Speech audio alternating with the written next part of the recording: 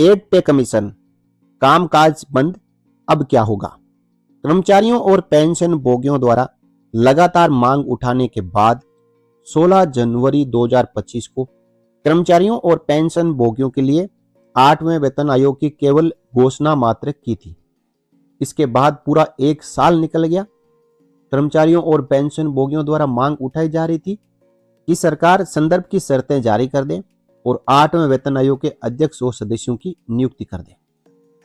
सरकार ने मौके को बिहार चुनाव से पहले बुलाया और 3 नवंबर 25 को संदर्भ की शर्तें जारी करते हुए 8वें वेतन आयोग के चेयरमैन और सदस्यों की नियुक्ति की। अब 3 नवंबर 2025 से आज 2 महीने हो चुके हैं और इन 2 महीनों में 8वें वेतन आयोग के ऊपर काम बिल्कुल जीरो हुआ है, यानी काम शुरू ही नहीं हुआ है। तो क्या कारण है, क्यों नहीं शुरू हुआ? अब 2 महीने और निकल गए, 18 महीने का वक्त मिला है, तो इसका मतलब 20 महीने हो गए। 8वां वेतन आयोग तो जिस दिन कामकाज करना शुरू करेगा उस दिन से 18 महीने तक उसके पास समय है। तो कर्मचारियों और पेंशन भोगियों के साथ ऐसा क्यों? इसको लेकर भारत पेंशनर समाज ने प्रधानमंत्री मोदी जी और वित्त मंत्री निर्मला सीतारमण जी को चिट्ठी लिख दी है और बड़ी मांग कर दी है। कहा है urgent operationalisation of 8th central pay commission, immediate allotment of office space and commencement of work, यानी 8वें वेतन आयोग का कामकाज तुरंत शुरू किया जाए। 8वें वेतन आयोग के जो चेयरमैन है, सदस्य हैं और दूसरे स्टाफ है, उनको बैठने के लिए ऑफिस दिया जाए और कर्मचारियों और पेंशन भोगियों से जुड़े हुए मुद्दों के ऊपर अपनी सिफारिशें तैयार करने के लिए काम शुरू किया जाए। Respected Modi ji and Nirmala Sitharaman ji, on behalf of Bharat pensioner Samaj, जो कि एक non political non profit organisation है, एनजीओ का काम भी करता है और इसका जो रजिस्ट्रेशन है उसके बारे में यहाँ पे बताया गया है। कहा है we respectfully draw the attention of the government to a matter of serious and immediate concern affecting both serving employees and pensioners.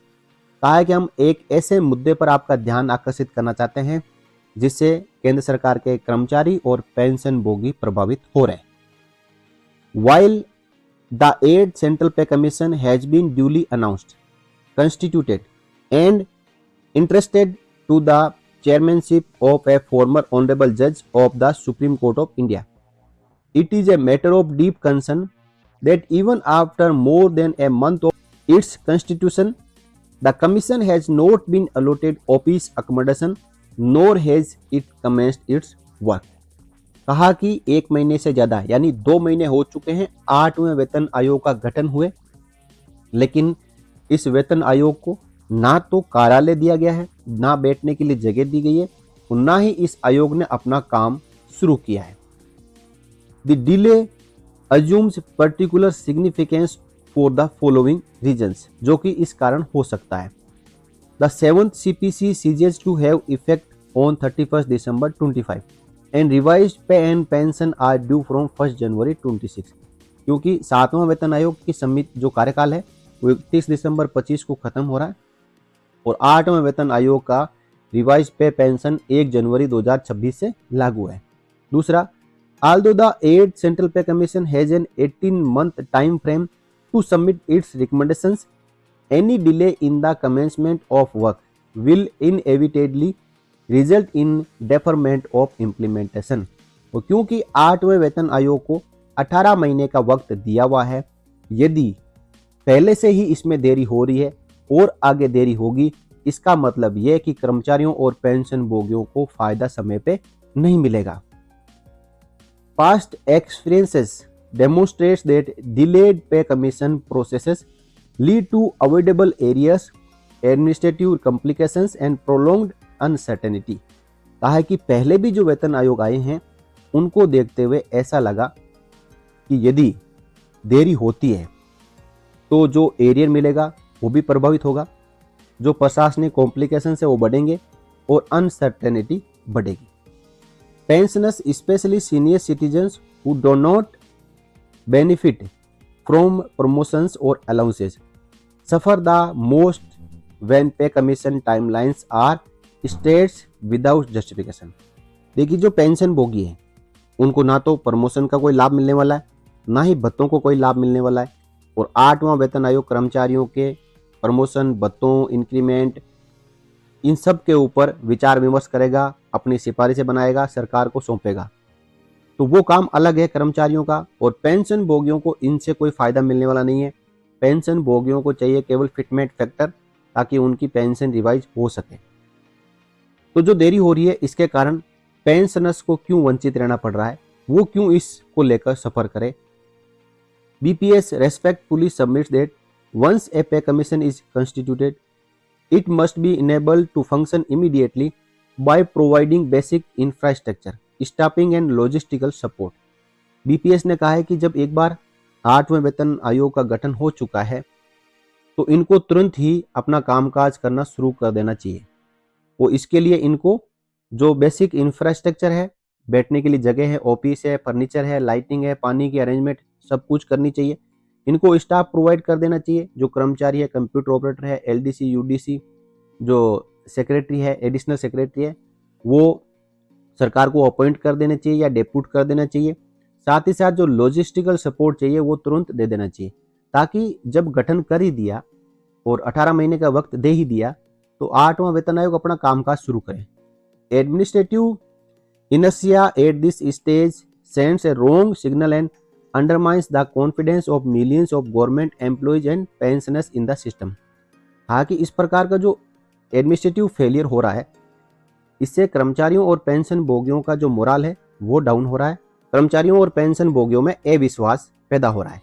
इसलिए we therefore earnestly request the government to, कि हम भारत सरकार से निवेदन करते हैं, allowed suitable office accommodation and infrastructure to the 8th central pay commission forthwith। 8वें वेतन आयोग को तुरंत ही बैठने के लिए जगह दी जाए, ऑफिस अकोमोडेशन अलॉट किया जाए, उनको जो भी जरूरी इंफ्रास्ट्रक्चर है वो प्रोवाइड किया जाए, ताकि 8वां वेतन आयोग तुरंत प्रभाव से अपना कामकाज शुरू कर दे। दूसरा, ensure immediate commencement of its functioning. और तीसरा, declare A clear and transparent timeline to enable implementation of revised pay and pension from 1st January 26 without any slippage। देखिए बहुत ही जरूरी है कि 8वां वेतन आयोग का गठन हो चुका है, कामकाज शुरू हो जाएगा, लेकिन इसकी जो सिफारिशें हैं 8वें वेतन आयोग की, कि इसका एरियर कितने तारीख से मिलेगा, 1/1/2026 से या बाद से, क्योंकि संसद में हाल ही में वित्त राज्य मंत्री पंकज चौधरी ने कहा कि हमने अभी तक ये तय नहीं किया है कि 8वें वेतन आयोग का फायदा 1/1/2026 से मिलेगा या फिर कोई दूसरी तारीख होगी। इसका फैसला कैबिनेट करेगी। तो जब 8वें वेतन आयोग ने कामकाज शुरू कर दिया तो कैबिनेट इसके ऊपर फैसला कब करेगी? क्या इसकी सिफारिशें आने के बाद में? तो सिफारिशें आएगी 2027 एंड या 28 तक। तो 2027 एंड या 28 से ही फायदा मिलेगा, इसका कोई एरियर नहीं मिलेगा। एक ट्रांसपेरेंट और क्लियर डेट है यहाँ पे जारी करने की आवश्यकता है कि जो वेतन आयोग अपना काम कर रहा है, जो सिफारिशें देगा वो 1/1/2026 से लागू होगी। जिस प्रकार आसाम गवर्नमेंट ने अपने कर्मचारियों और पेंशन भोगियों के लिए किया है, उसमें स्पष्ट कहा है कि पे रिवाइज होगी, पेंशन रिवाइज होंगी और भत्ते रिवाइज होंगे। साथ ही साथ जो भी सिफारिशें आएगी सरकार जिनको मंजूर करेगी उनका फायदा कर्मचारियों पेंशन भोगियों को 1 जनवरी 2026 से मिलेगा। तो जब एक स्टेट गवर्नमेंट कर सकती है तो केंद्र सरकार अपने कर्मचारियों पेंशन भोगियों के लिए ये क्लियर क्यों नहीं कर रही है कि आपको 8वें वेतन आयोग का लाभ 1 जनवरी 2026 से मिलेगा। साथ ही साथ भारत पेंशन समाज ने कहा है कि हमें सरकार में विश्वास है, which has consistently reiterated the commitment to the welfare and dignity of pensioners will take prompt corrective action in this matter। ये हमारा सरकार में विश्वास है कि सरकार इस मामले को लेकर तुरंत ही कार्रवाई करेगी। इसके लिए हम आपका आभारी रहेंगे, धन्यवाद देते हैं। तो ये जो सेक्रेटरी जनरल है भारत पेंशन समाज, उनके श्री अविनाश राजपूत जी, इन्होंने ये लेटर प्रधानमंत्री और वित्त मंत्री को भेज दिया है। साथ ही साथ इसकी कॉपी है जो हमारे पीएमओ, जिसमें डॉक्टर जितेंद्र सिंह जी बैठते हैं, ऑनरेबल मिनिस्टर ऑफ स्टेट है पेंशन के, उनको और secretary department of pension and pensioners welfare को भेजा है और secretary department of expenditure ministry of finance government of India को उनकी जानकारी के लिए, सूचना के लिए भेज दिया है। तो दोस्तों अब आती है आपकी बारी। 8वां वेतन आयोग तो मिलेगा और 1 जनवरी 26 से ही मिलना चाहिए।